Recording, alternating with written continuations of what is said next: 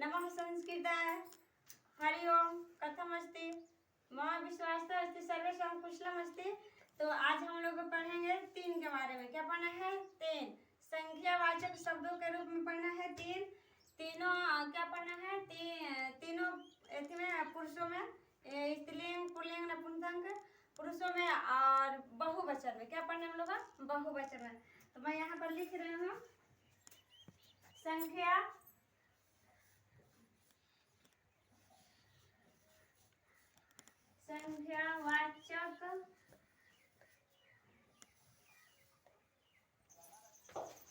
क्या यहाँ पर लिखा हुआ है? संख्यावाचक शब्दों का रूप।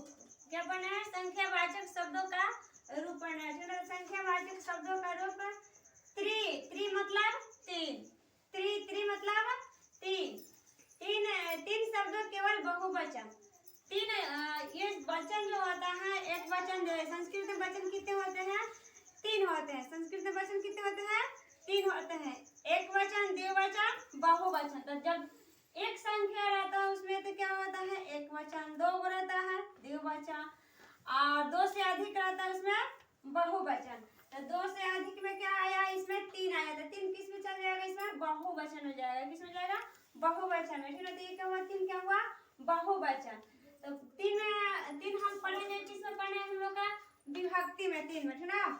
ये सातों विभक्तियों में पढ़ना है। क्या पढ़ना है? सातों विभक्तियों में पढ़ना है और तीनों लिंगों में पढ़ना है। किसमें पढ़ना है? तीनों लिंगों में। तीन को पढ़ना है तीनों लिंगों में और सातों विभक्तियों में पढ़ना है तीन को, ठीक ना? ये लिंग क्या है? कितने लिंग कितने होते हैं? तीन होते हैं। तो स्त्रीलिंग पुल्लिंग नपुंसक लिंग, ठीक ना? स्त्रीलिंग पुल्लिंग नपुंसक लिंग होते हैं, ठीक ना? तो लिंग कितने होते हैं? तीन होते हैं। विभक्तियां कितनी होती है? सात होती है, ठीक ना? तो प्रथमा में क्या हुआ? विभक्ति में प्रथमा में क्या हुआ? पुल्लिंग में त्रयः। किं भवति? त्रयः। स्त्रीलिंग में किं भवति? तिस्रः। किं? तिस्रः ना तिस्रः। और नपुंसक में त्रीणि।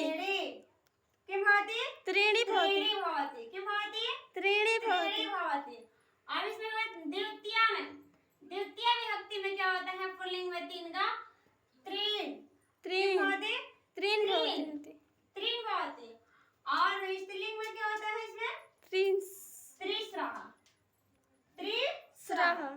और इसमें नपुंसक में त्रीणि। किं भवति? त्रीणि भवति। त्रीणि यानी कि प्रथमा विभक्ति द्वितीय विभक्ति में त्रीणि। ठीक। अब इसमें प्रथमा विभक्ति द्वितीय विभक्ति में तीसरा। ठीक। अब इसमें यह क्या हुआ? विशेष हुआ। इसमें अंतर है, ठीक है? त्रयः भवति त्रीन् भवति, ठीक है? त्रीन् भवति त्रयः भवति, ठीक है? अब इसमें क्या है? तृतीया में त्रीणि। किं भवति? त्रीणि। और इसमें क्या है? तृतीया में त्रिस्त्रीभिः। और इसमें त्रिभिः। क्या है इसमें? नपुंसक लिंग में त्रिभिः। किं भवति? त्रिभिः भवति, ठीक है? त्रिभिः। फिर यहाँ है चतुर्थी विभक्ति में तीन का रूप कैसे चलेगा? इसमें पुल्लिंग में त्रिभ्यः। किं भवति? त्रिभ्यः भवति। त्रिभ्यः। और इसमें चतुर्थी में त्रिभ्यः। इसमें क्या होगा? त्रिस्त्रीभ्यः। किं भवति? त्रिस्त्रीभ्यः। और इसमें नपुंसक लिंग में त्रिभ्यः। पंचमी विभक्ति त्रिभ्यः।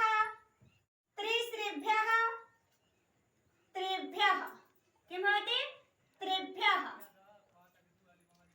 षष्ठी में त्रयाणाम्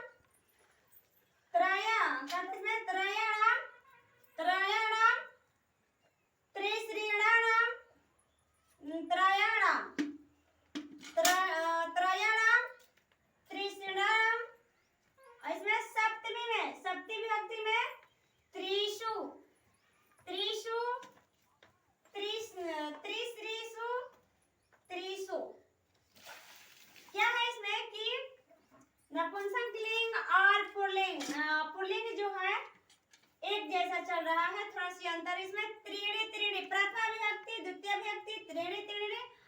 इसमें तृतीय में आ गया है त्रिभिः, और इसमें क्या है त्रिभ्यः त्रिभ्यः, और पुल्लिंग में भी यहाँ पर दिया हुआ है त्रिभ्यः त्रिभ्यः। ठीक, इसमें क्या है त्रिभ्यः त्रिभ्यः, त्रयाणाम त्रयाणाम, त्रिषु त्रिषु। सिर्फ क्या है इसमें यही अंदर है, यहाँ पर त्रीणि त्रीणि है, बाकी ये क्या है कितने हुआ तृतीय चार। विभक्ति, हाँ 4, तृतीय विभक्ति, चतुर्थी विभक्ति, पंचमी विभक्ति, षष्ठी और सप्तमी। तीसरा चौथा व पांचवा छठवा और सातवां क्या है एक जैसा, ये क्या है एक जैसा है, किसकी तरह है ये पुल्लिंग की तरह है, ठीक ना, किसकी तरह है पुल्लिंग की तरह, ठीक ना, किसने तरह है ये वाला है, यहाँ से है त्रिभ्यः त्रिभ्यः त्रयाणाम त्रिषु, वह त्रिभ्यः और त्रिभ्यः त्रयाणाम और त्रिषु। अब इसमें क्या है त्रिभि जो है थोड़ा सी अलग है, और त्रीणि त्रीणि अलग है, और इसमें क्या है त्रीणि त्रीणि ही है, वहाँ त्रिभि ही है तो यहाँ पर त्रीणि ही है, और तीन त्रयः। अब इसमें क्या है ये सबसे विशेष है, क्या स्त्रीलिंग में क्या है 3 का रूप जो चलता है विभक्ति में, ये क्या होता है सब है, ये अलग है, नहीं ये पुल्लिंग है, इसलिए क्या होता है अच्छा नहीं था, नहीं ये नपुंसक की तरह होता है, नहीं ये पुल्लिंग की तरह, ये सिर्फ अलग ही होता है, ठीक ना, क्या होता है ये अलग है। तो इसमें क्या होगा प्रथमा में त्रिस्रः त्रिस्रीभिः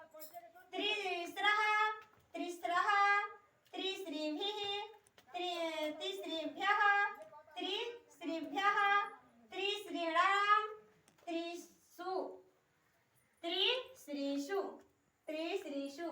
प्रथमा में क्या होगा इसमें, प्रथमा में क्या होगा त्रयः त्रीणि त्रिभ्यः त्रिभ्यः त्रयाणाम त्रिषु, त्रयः त्रीणि त्रिभ्यः त्रिभ्यः त्रयाणाम त्रिषु, त्रयः इसमें त्रयः त्रीणि त्रिभ्यः त्रिभ्यः त्रयाणाम त्रिषु, क्या है त्रिषु। तो प्रथमा में त्रयः, द्वितीय में त्रीणि, तृतीय में त्रीणि, चतुर्थी में त्रिभ्यः, पंचमी में त्रिभ्यः, षष्ठी में त्रयाणाम, सप्तमी में त्रिषु। अब इसमें क्या है प्रथमा विभक्ति स्त्रीलिंग में क्या होगा तिस्रः तिस्रः त्रिस्रीभिः तिस्रीभ्यः त्रिस्रीभ्यः त्रिस्रणाम त्रिषु, किं भवति त्रिषु। अब प्रथमा में नपुंसक लिंग में त्रीणि त्रीणि त्रिभिः त्रिभ्यः त्रिभ्यः त्रयाणाम त्रिषु, किं भवति त्रिषु भवति, ठीक ना, हाँ त्रिषु। तो ये हम लोग पढ़ लिए, अब 3 का रूप पढ़ लिए, 7 विभक्ति में आपके हम लोग को पढ़ना है 4 का रूप पढ़ेंगे, ठीक ना, 7 विभक्ति में 4 का रूप पढ़ेंगे। तो 4 भी जब 3 हो गया बहुवचन में तो 4 भी होगा बहुवचन में, ठीक ना, तो 4 का रूप पढ़ेंगे अगले दिन, ठीक ना। नमः संस्कृत।